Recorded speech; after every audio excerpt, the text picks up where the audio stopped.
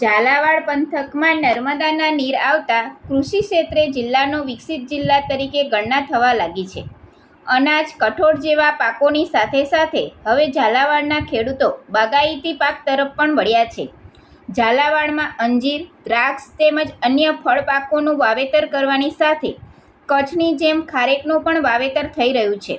ધાંગધ્રાના પ્રગતિશીલ ખેડૂત ઘનશ્યામભાઈ પટેલ ખારેકની ખેતીમાં વાર્ષિક ₹1.5 થી 2 કરોડની કમાણી કરીને અન્ય ખેડૂતો માટે પ્રેરણારૂપ બન્યા છે. તેઓ જણાવે છે કે ધાંગધ્રા નીલકંઠ ફાર્મ શક્તિ ડિસ્ટ નામથી મારી ખારેકનું બહાર વેચાણ ચાલુ છે, જે 15 વર્ષથી લગભગ ઓર્ગોનિક છે અને 3 થી 4 વર્ષ જેવું થયા જે સર્ટિફાઈડ થઈ ગયેલું છે. ગુફકાનું સર્ટિફિકેટ આપણી પાસે છે. પણ 15 વર્ષથી હું આમાં DAP કે યુરિયા કોઈ પણ જાતનું નાખેલું નથી. અત્યારે નાખું છું, ગૌ આધારિત ખેતી કરું છું. મારે પોતાની ગાયો છે અને એનું જ આની અંદર ગાય આધારિત જ ખેતી કરું છું.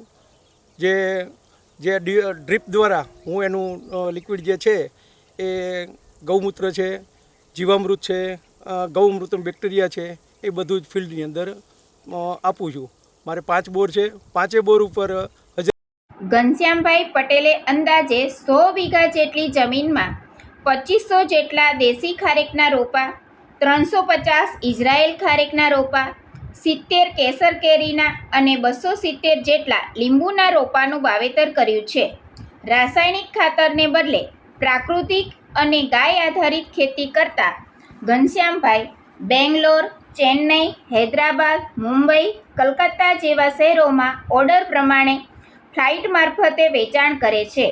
ઉપરાંત આજુબાજુના ગામડાઓ, સૌરાષ્ટ્રમાં પણ ખારેકનું વેચાણ કરે છે. અન્ય ખેડૂતો માટે પ્રેરણારૂપ એવા Ghanshyambhai best farmer award, best innovation award સહિતના એવોર્ડ મેળવી ચૂક્યા છે.